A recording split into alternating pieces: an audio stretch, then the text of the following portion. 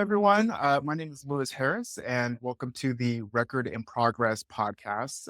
My new endeavor that was inspired by the results of the 2024 presidential election and really the whole election because major changes were across the board.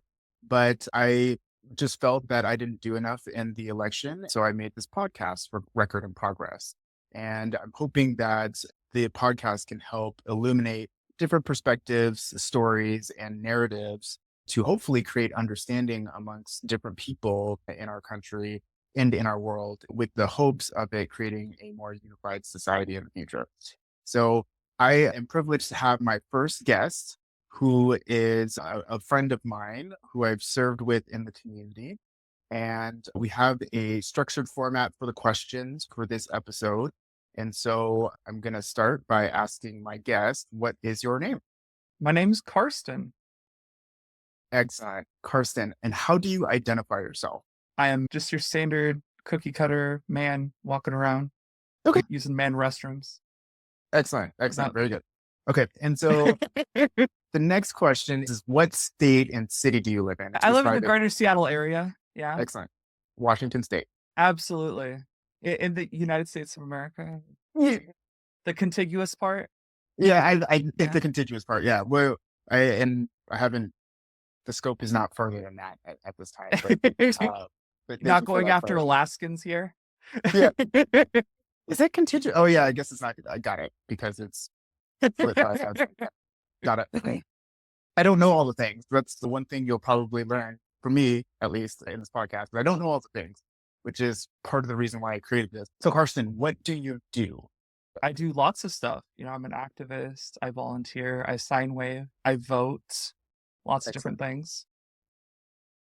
What do you do? Do you do anything for fun, or are there any Absolutely. Washington has a lot of great national parks and forests and hiking trails. I like to explore those, do some camping, lots of fishing. Excellent. That is breathing clean air and drinking clean water, also big hobbies of mine.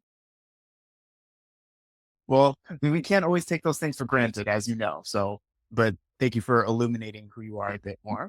The next question is, and this is a question because most of us, a lot of us just in the world, we categorize ourselves based on the work we do or, the jobs that we have. And so the next question is, what is a credential that you use most often to sell yourself on job applications?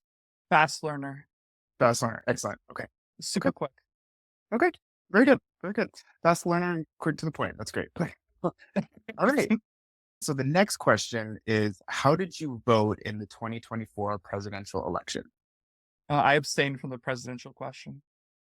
Okay. Yeah. Did you vote locally though? I did. Absolutely. Okay. So your vote was specifically not voting nationally, but voting locally. Yes. Can you just illuminate for us just why? I didn't feel that I could vote for either of the major two candidates in good conscience. Okay. So given that, what are three feelings you have about the results of the 2024 presidential election? I was pretty surprised. I had a pretty good feeling that it was going to go differently. I'm a little excited. It's never a dull moment with Trump saying all sorts of weird stuff. And I'm a little concerned as well because some things that he's said and done have been concerning. So that as well. Excellent. The next question is, what do you fear most about the next Trump presidency? I think that a part of his mass deportation exercises, I think that it's just going to involve a lot of more checkpoints. Secure locations give me anxiety. Okay, so when you're saying checkpoints, you're talking about some of the speculation around them building internment camp type things. Is that what you're talking about? No, like DUI checkpoints, like immigration Okay. checkpoints. Yeah. And if you don't have papers, you get taken off, taken places. That's my biggest fear. I'm not a very fearful person. It's difficult for me to come up with fears. Okay. What do you hope? So, the last question, what you fear most, what do you hope most about the next Trump presidency? that it isn't as bad as people have predicted. Anything specific? The internment camps, some people predict those. Other people have predicted, mass inflation that we've never seen before from all these different tax, not excise tax, the other one, Sure. tariffs.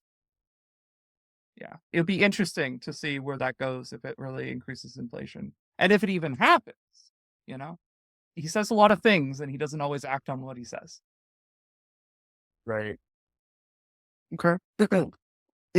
So the next question is, what do you believe about the people who voted opposite of you? I feel great. As long as if you vote, that's great. If you don't vote, then I don't know how you've spent your election day, just sitting eating chips, but that's cool too. But yes.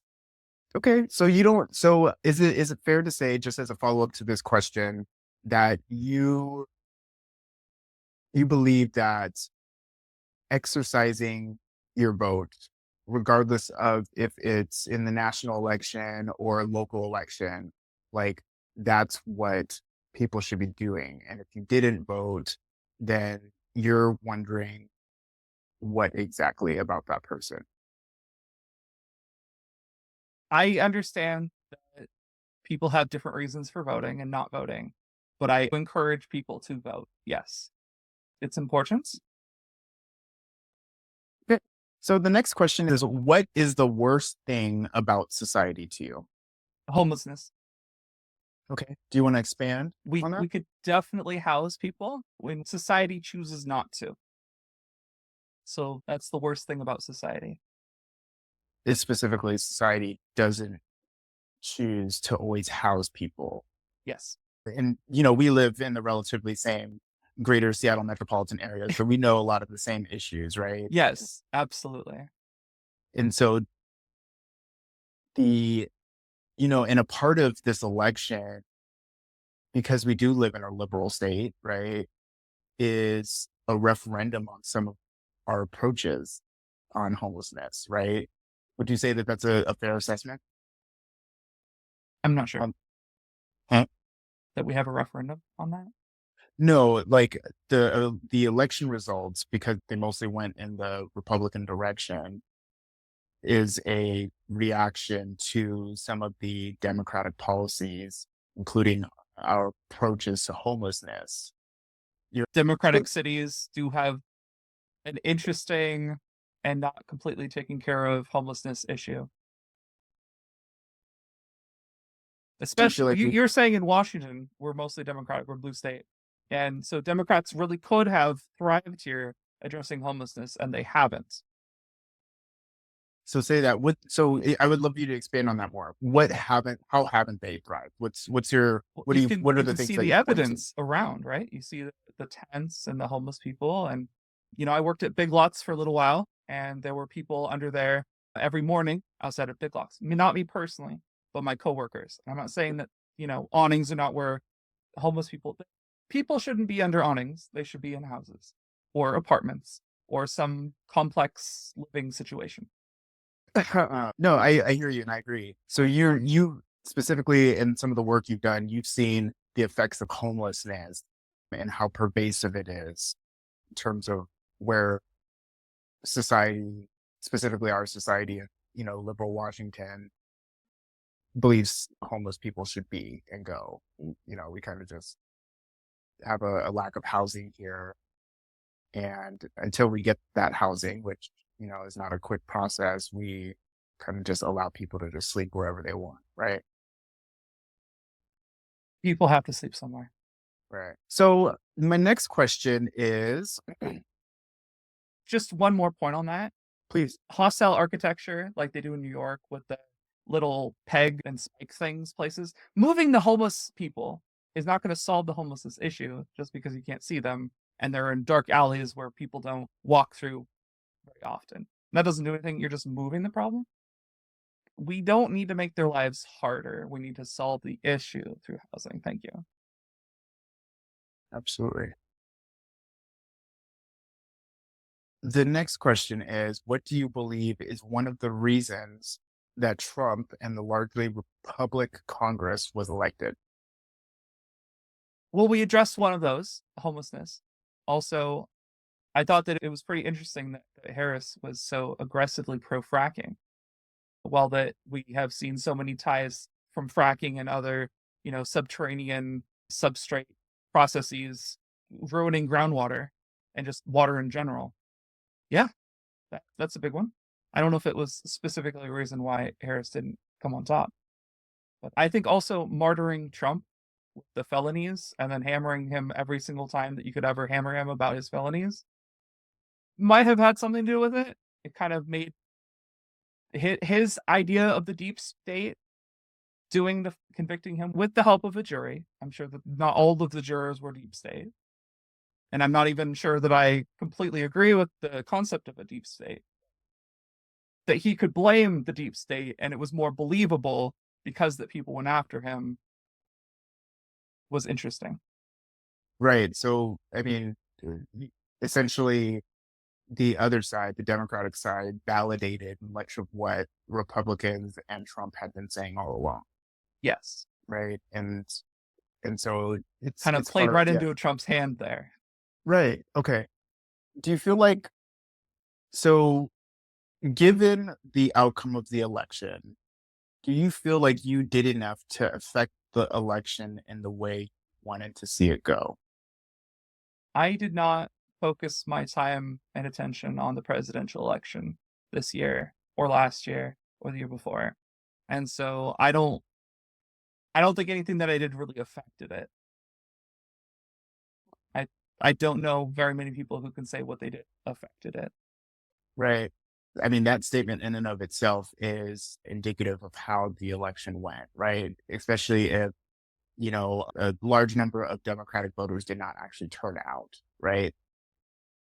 Do you feel, what do you want to say to the version of yourself 4 years down the road? Like, what would you say to the person 4 years? I would probably your standard greeting, hi, hello, how you doing? What would you Sure. say to yourself? How you doing? How the kids? Okay. I, Okay. I don't have any kids, but in case that I did, I don't know. Well, I mean, in 4 years, you very well could be have Yeah, kids. probably, perhaps. So maybe you're alluding to a hope of yours. Sure. Sure, why not? Okay. Okay. Who That's doesn't great. who doesn't So, want kids? huh? Who doesn't want kids? I mean, I do. I want kids too, but I hear what you're saying. So, do you feel like the Trump presidency will help you, will facilitate or will be conducive to you having kids in the next 4 years? I feel more affected by local, state laws than whatever Trump can try to do. I I don't think that we were as impacted in Washington during Trump's first term as people in DC. And we don't live Right. in DC, so we're chill. We're the other We're Washington we're more side. chill than they are. That's right. Nothing against DC. Yeah. Okay. And so, Karsten, I've gotten through all of the questions that I kind of created for the podcast, but I want to give you an opportunity to talk on any sort of issues you as a American living where you are, identifying how you are, that you want to talk about. So what issues do you got? Well, there's lots of issues out there. But I was hoping that we'd be able to take our own topic. I saw somebody else wanted to talk about, environment, and somebody else wanted to talk about something else. I'm pretty passionate about firearms. And so there's some laws in Washington, some laws federally. Yeah, educate. Specifically, New York, just to start the conversation, New York has banned the purchase of body armor for anyone who isn't like law enforcement or security.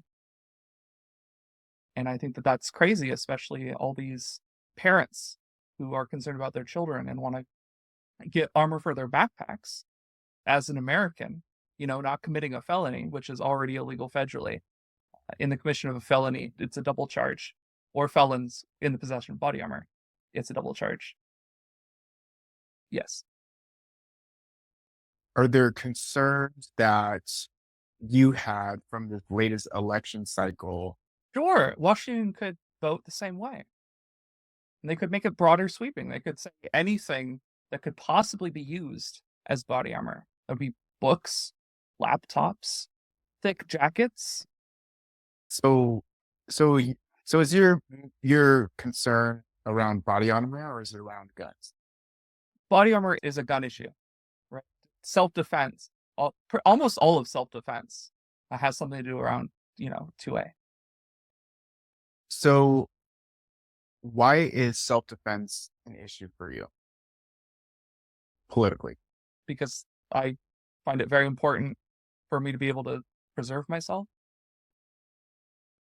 And where do you feel like the need to preserve yourself comes from?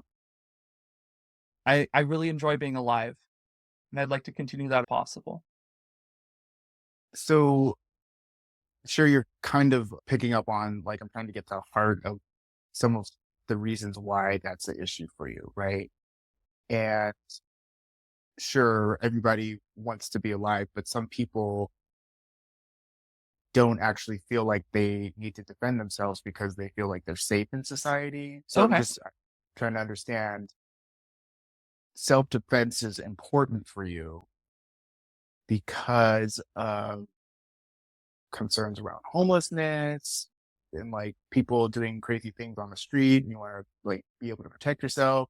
Are you worried about lone wolf shooter types that shoot schools up and want to be able to protect children? Like, what is it for you? Well, the whole continuum. If I All of it. walking down the street and somebody wants something I have, or just wants to be aggressive towards me, having the right to the continuum of force that we reasonably have as Americans is important. If that's a shooter, a lone wolf shooter, as you said, even if in schools, it would be great to be able to go in there after you hear gunfire as a civilian, handle that threat, end it, and come out and not get crucified in the court system. In Texas, they have a pretrial shutdown thing where if it's reasonable enough that the judge says, this doesn't need to go to trial, they can do that. So you're saying that in Texas they have a process. I think is it the arraignment process where the judge determines whether it's severe enough to go to trial. Is that what you're talking about? So are you saying that people who exercise their right to protection, to self-preservation, self-protection using firearms, which are allowed as per our Constitution, should not be prosecuted unfairly or in the court system? Is that kind of honing in on what you're talking about there a little bit? Or I was more saying that if it's clear self-defense, that you should not be crucified or aggressively litigated against in the court system. so, I mean, a summation is that you do want to make sure that you're safe in your community, and Absolutely. you get a sense of safety from not only guns, but protection from guns. Absolutely. Okay, okay, okay. Um, is there a why, or is there like a something that happens? Sorry, I'm like trying to pull out the nuggets. You know what I mean from the ether. So do you feel like why are you in fear? Having the knowledge and the tools and the freedoms to act and be how I want to act and be, it's kind of instead of fear. So because I'm able to wear armor and go, have tools that are necessary, that I feel are necessary or otherwise, justified in areas that I'm able to legally do legal activities, that instead of being afraid. I see. Do you feel like America is generally safe? Sure. No, I get it. I get Okay. it. There's a shred of you that does not want people to know anything about how you protect yourself or if you do protect yourself so that you can be ready, boys. In conclusion, we are all different, but we are all also the same, right? Whether it's the issues, whether it's our perspective on life in general, whether it's how we breathe, either through our nostrils or through our mouth. Like there's things that are the same about many of us, and things are different. And what matters is we recognize that those differences and those similarities, and we move forward to create a better world for all of us. So thank you, Karsten, for taking the time to be my first guest. Thank you. I appreciate your patience and your answers. And I am going to have a good time stitching this podcast, this first episode. And so I look to sharing it with you and hopefully having you on in the future. Fantastic.